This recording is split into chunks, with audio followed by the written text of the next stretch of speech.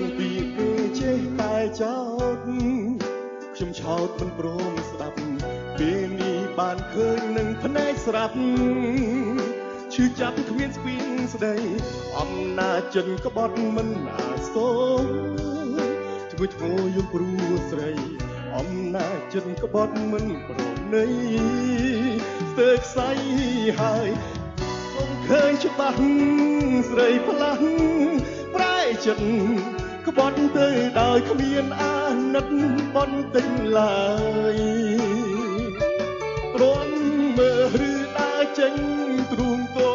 មិននឹងគ្មានស្បាគង់កម្មស្គាល់ច្បាស់ហើយចរណៃកិច្ចមិនផុតពីចិត្តក្បត់កំណត់ឲ្យទ្រូងក្របគ្រាចង់កិច្ចពីកម្មពីកិច្ចពីថ្លៃ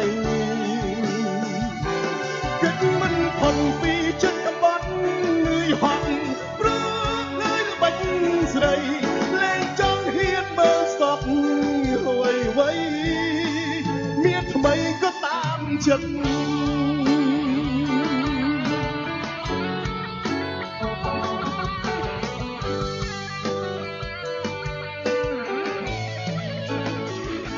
ថ្ងៃនេះបងឃើញច្បាស់ស្រីផ្លាស់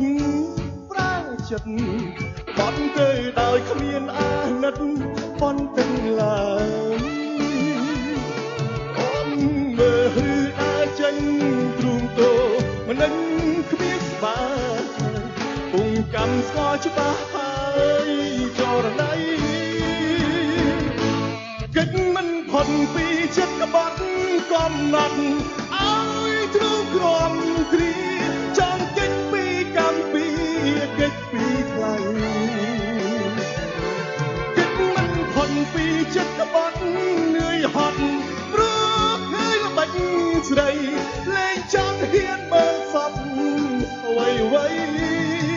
មានថ្មីក៏តាមចិត្ត